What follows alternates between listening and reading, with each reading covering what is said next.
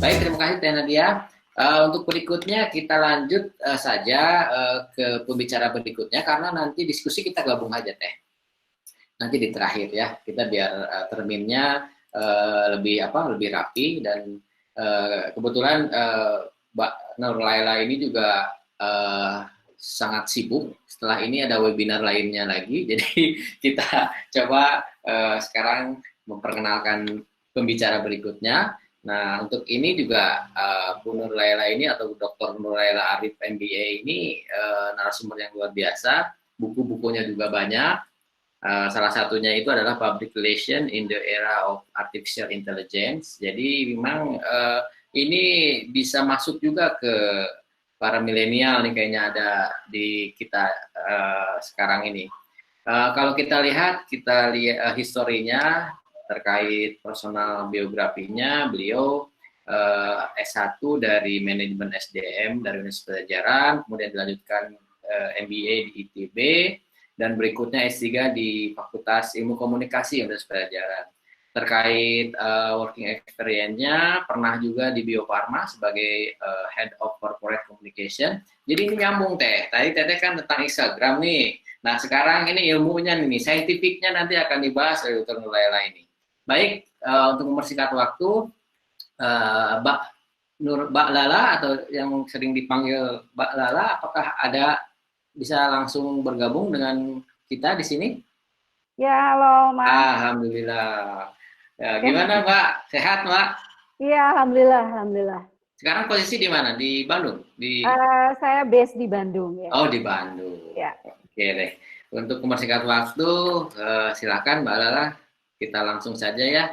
Nanti saya temani deh, soalnya biar lebih hidup juga, biar nanti juga gampang untuk mengingatkannya.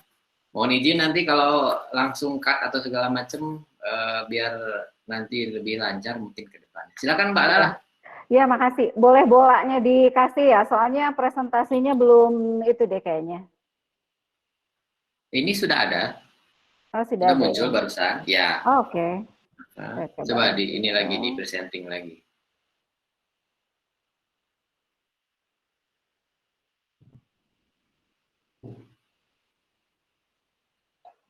Sudah bisa dilihat, Mas? Ada. Siap. Ada. Bagus. Sudah bagus. Oke, baik ya. Selamat siang, sahabat sahabat Humas, sahabat apoteker ya yang saat ini hadir ya. Saya Lala Arif ya, saat ini saya di School of Business Management ITB dan juga di Perhumas. Saya ingin sharing kalau tadi Kak Nadia dari aspek social entrepreneur-nya dan pengalamannya untuk kelola social media, dan saya nanti akan lebih fokus ke bagaimana sih kondisi saat ini khususnya terkait dengan branding dan marketing communications ya. Di agendanya yang ingin saya propose di sini kepada para sahabat, pertama secara background saya akan bicara tentang bagaimana consumer fear ya, ketakutan consumer saat ini sebelumnya maupun sekarang kita udah masuk ke new normal. Kemudian nanti akan saya singgung sedikit tentang communication 4.0 karena memang fokus dari riset-riset saya dan fokus dari profesional saya di bidang communication and technology. Kemudian terakhir saya akan memberikan beberapa contoh ya communications bagaimana kita menjalin komunikasi dengan customer kita. Oke, what we can learn from the past pandemic ya. Ini pertanyaan yang paling sering saya coba ajukan di beberapa webinar ya.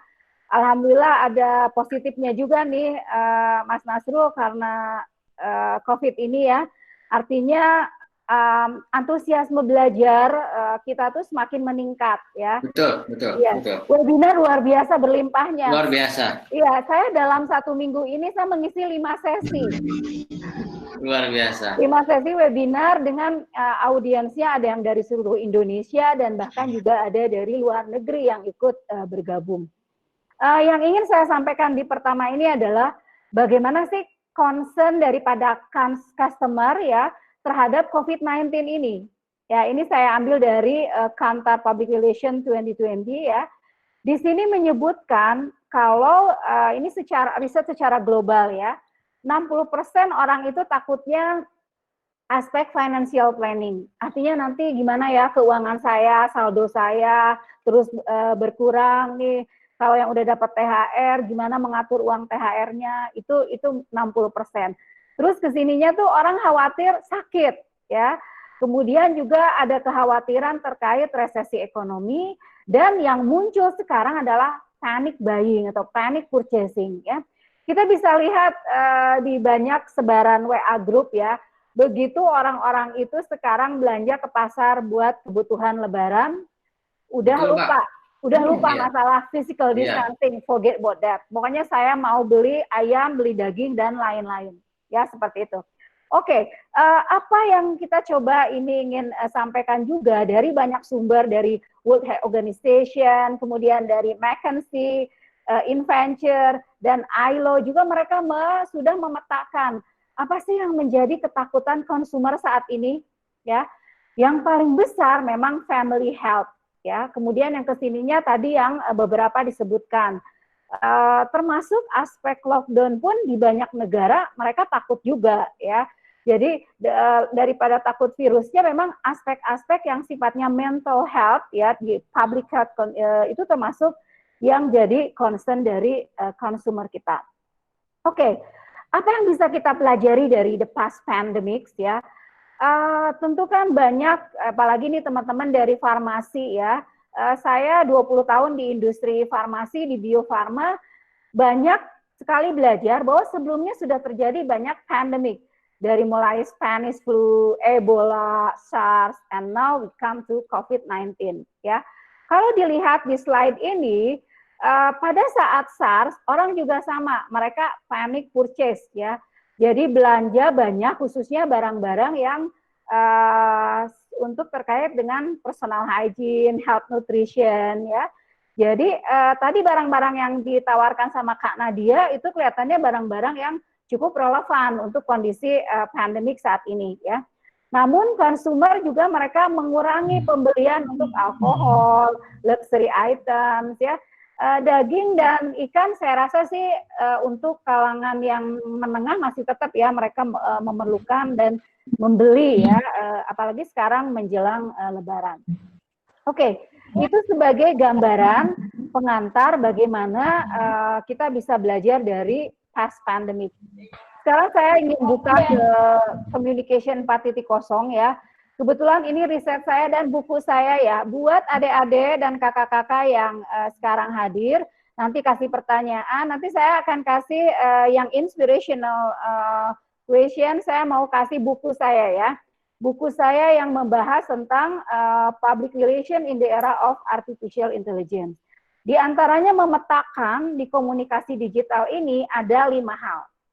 Pertama, bagaimana dengan sekarang komunikasi digital kita bisa mensimplifikasi tugas-tugas kita, ya. Kemudian kalau kita bermain di bisnis, di consumer, tentu yang paling penting dari Communication 4.0 ini adalah bagaimana kita berperilaku untuk mendengarkan percakapan lini masa atau social listening. Kalau di corporate kita melakukan media monitoring, ya. Dan yang ketiga, automation of task, ya. Kalau artificial intelligence itu saya kira memang khusus untuk corporate yang nanti bisa saya jelaskan lebih rinci. Oke, ada pergeseran perubahan model komunikasi, ya. Dan sekarang saatnya COVID ini betul-betul saya merasakan perubahan-perubahan itu. Jika dulu sebelumnya, ya, yang dikenal dengan model communication one to many, hanya sedikit perusahaan, hanya sedikit institusi, hanya sedikit orang yang dia bisa menghasilkan data, dan kita audience we only consume the data. Jadi kita hanya mengkonsumsi, menggunakan data, membaca informasi. Tapi sekarang, ya, saat ini modelnya itu adalah communication many to many, ya.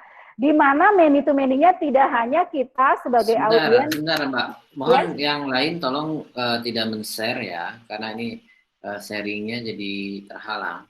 Mbak Lala, silakan di-share lagi, Mbak Lala. Oh, emang jadi nggak ada gambarnya? Ya begitu. Kalau ada yang mer-share jadi ke-share. Mohon maaf, ya, gitu. Mbak Lala, silakan di-share lagi. Okay. Oke ya, Kalian tadi olahraga mungkin Mbak Lala, kita perlu istirahat dulu kan. Jadi, oh iya iya ya, iya. pijit-pijit di share dulu.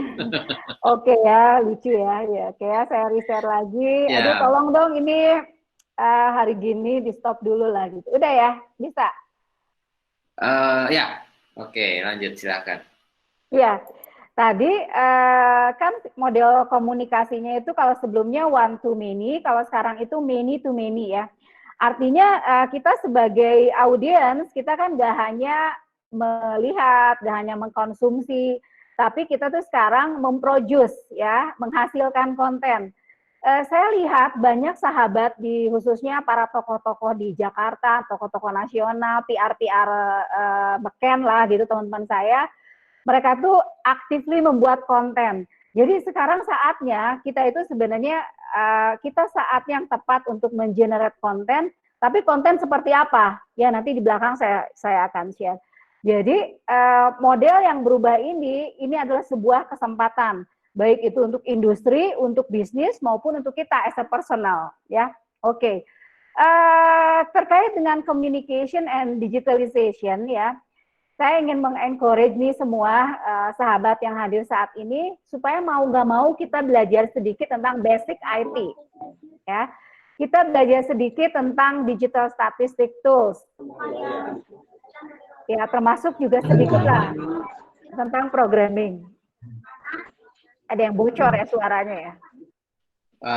Mohon nanti Pak Dodo mungkin bisa di Oke, atur. jadi Silakan. jadi pengetahuan ini penting, apalagi saya juga sebagai pengajar ya. Kita sering dihadapkan dengan banyak platform untuk conference misalkan.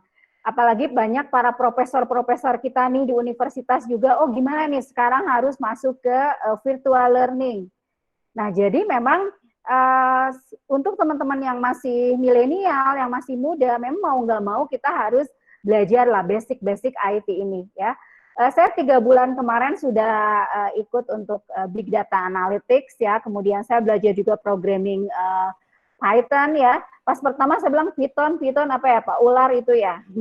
It's a kind of programming gitu ya. Jadi itu salah satu yang saya kira bisa mengencourage kita semua untuk mulai mendalami tentang basic IT ini ya. Karena ini bisa kalau misalnya kita bisa comes up dengan solution ke pimpinan kita, ke customer kita, itu sesuatu yang bagus ya.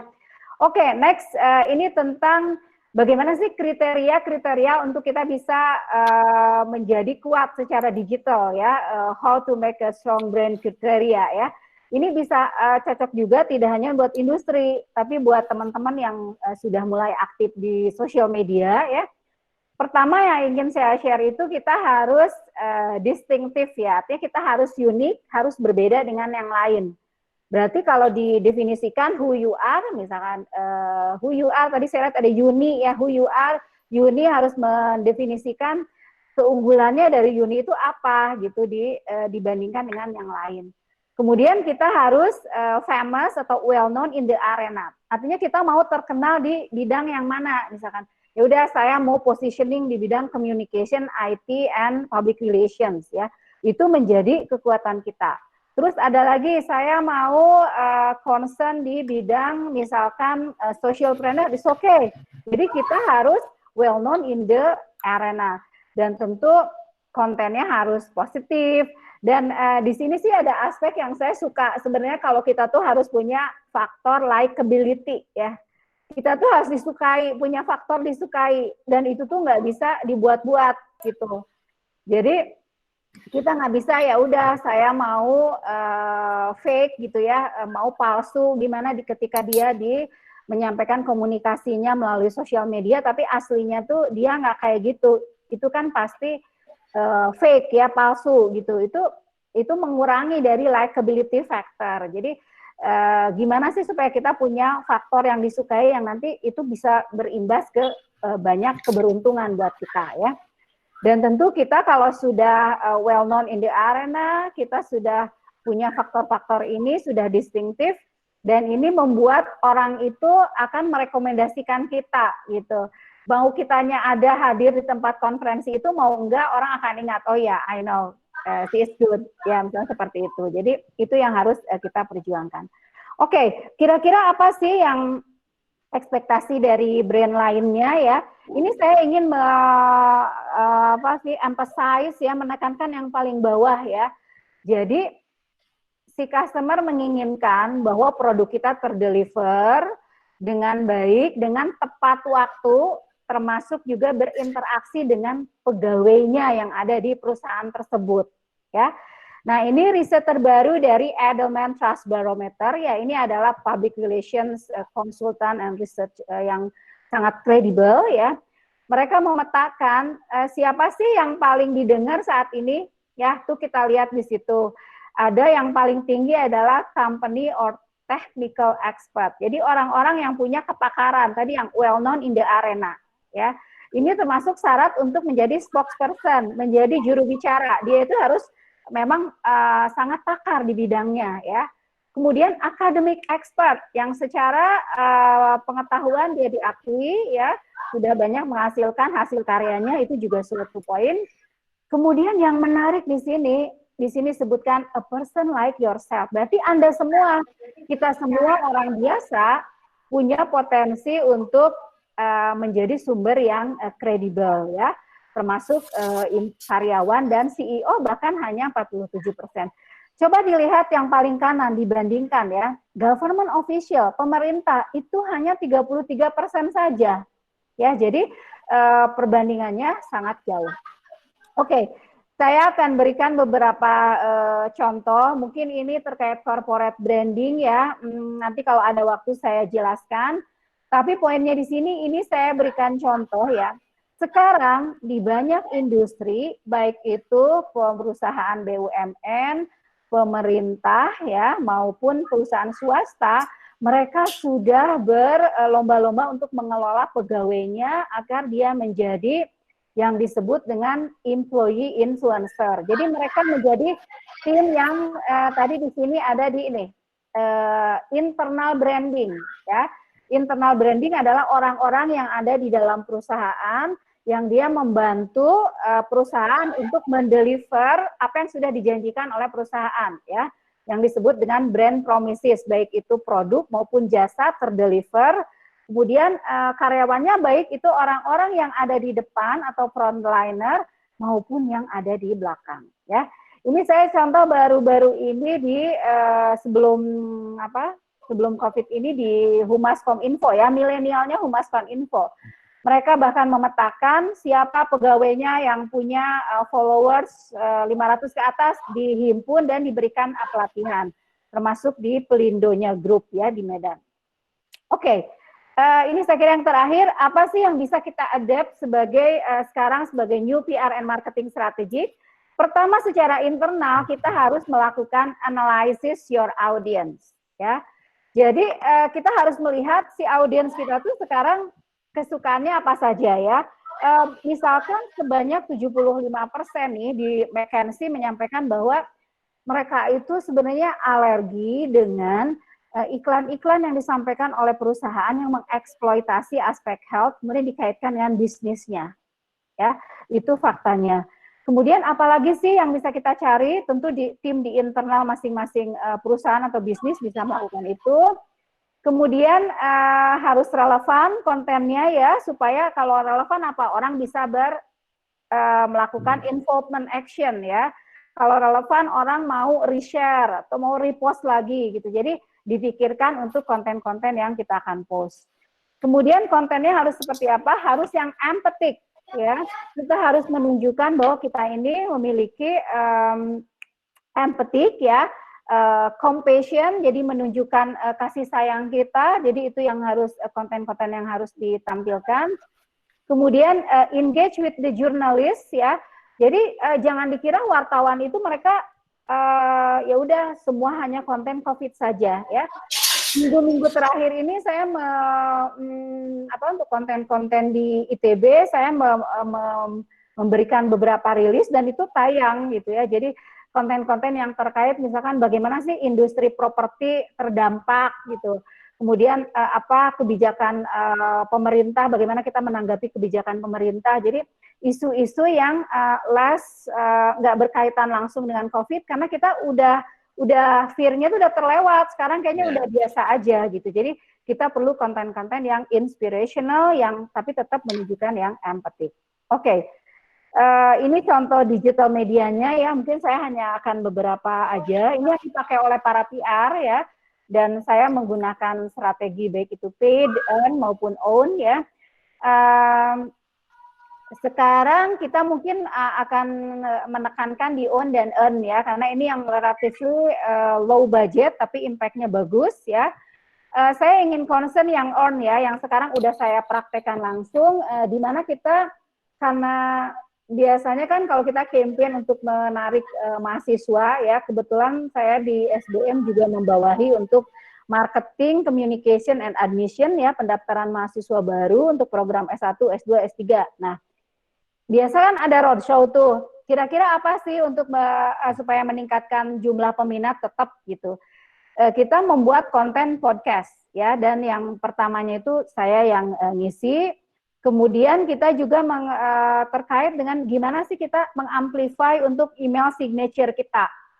Jadi di setiap email signature karyawan itu harus di-share konten-konten apa sih yang mau kita kirimkan. Itu cukup bagus gitu ya, cukup efektif. Nah ini contohnya ya. Contohnya saya di SBM ITB Talks ini membahas sekarang sudah masuk ke 9 konten ya. Di situ bisa dilihat dari mulai ini terintegrasi antara podcast maupun YouTube channelnya.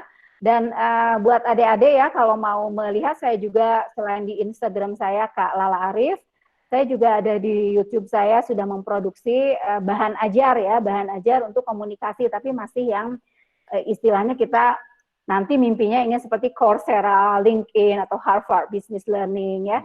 Tapi sekarang kita baru ke menapaki ke sana. Tapi boleh silakan buat adik-adik atau sahabat yang ingin mendengarkan banyak inspirational talk, bisa dengarkan SBM ITB Talks ya.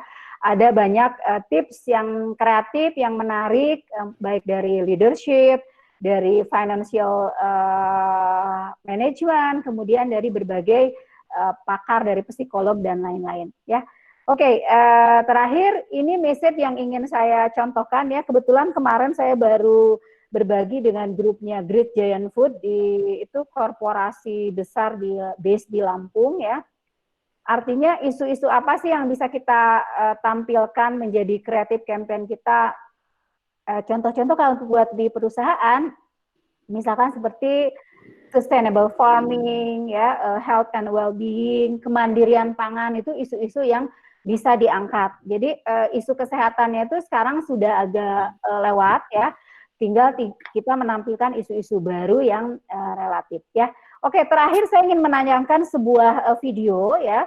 Video ini menunjukkan kalau kita sekarang bisa banyak melakukan webinar secara aktif seperti ini, ke depan kita tuh bisa muncul ada di depan semua audiens secara virtual ya. Karena ini secara teknologi sangat memungkinkan. Jadi sebagai penutup saya ingin menayangkan video ini. I get invited to do keynotes across the globe. And while it's easy for me to be here in Las Vegas, it isn't always easy for me to travel across the world. And even when I do, I can't always speak the local language. Well, what if neither language nor distance mattered for me to deliver a fantastic keynote? What if technology could help me be anywhere I needed to be and speak any language I wanted? Well, it can. We are bringing together the power of mixed reality and Azure AI services to create a truly game-changing experience. What you're about to see is an exact hologram of me wearing the same outfit that we recently captured at a mixed reality studio.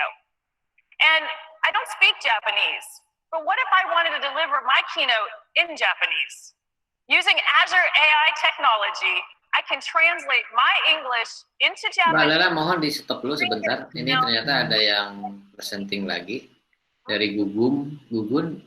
Dimohon untuk mematikan presentingnya. Silakan Mbak Lala di reshare lagi untuk menutupnya. Ya, biasa nih, ini lagi hot-hotnya, lagi rame-ramenya, malah ada aja yang kayak ini.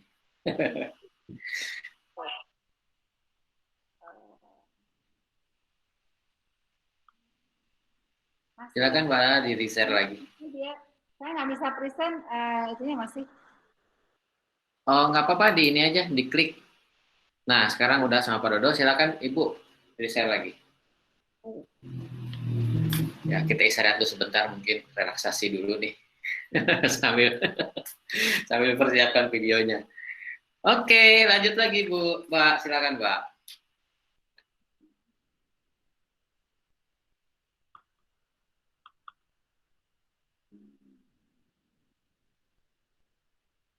Ya, jadi buat rekan-rekan semua, doakan saja nanti ya, nih Pak Dodo dan Bu Evi dari NTLP Institute bisa memiliki platform yang webinar khusus, jadi bisa lebih nyaman nanti untuk para narasumber atau para panelis untuk mempresentasikan paparan materinya. Silakan Mbak Lala, dicoba lagi. Kayaknya saya nggak bisa lagi sih, udah sebentar ya, udah dicoba. Sebentar. Coba ya. Nah, udah mulai nih. Now, it's a pleasure to be here. Oke, bagus. Present to you. Now, I get invited to do keynotes across the globe. And while it's easy for me to be here in Las Vegas, it isn't always easy for me to travel across the world. And even when I do, I can't always speak the local language. Well, what if neither language nor distance mattered for me to deliver a fantastic keynote? What if technology could help me be anywhere I needed to be and speak any language I wanted? Well, it can. We are bringing together the power of mixed reality and Azure AI services to create a truly game-changing experience. What you're about to see is an exact hologram. Same outfit that we recently captured at a mixed reality studio. And I don't speak Japanese, but what if I wanted to deliver my keynote in Japanese? Using Azure AI technology, I can translate my English into Japanese and train it to sound exactly like me. The same voice tones, those same inflections. Now we brought this together, my hologram and Azure AI, to show you what's possible. So first, I'm going to put on my HoloLens 2 here, and then we'll flip in the room to the special camera so you can see exactly what I'm seeing. Let's get started. First, let me introduce you to Mini-Me. There she is, my perfect hologram. And thanks to the power of HoloLens 2, she just floats right with me. I'm literally holding my hologram, so natural. Now she's a little small to do a keynote. So let's get her up so she can do full-size Japanese keynote. Render keynote.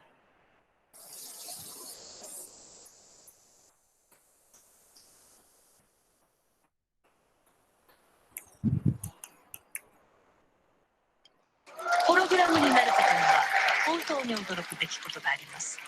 私たちは最新の複合現実キャプチャ技術を使用し、私のホログラムを作成しています。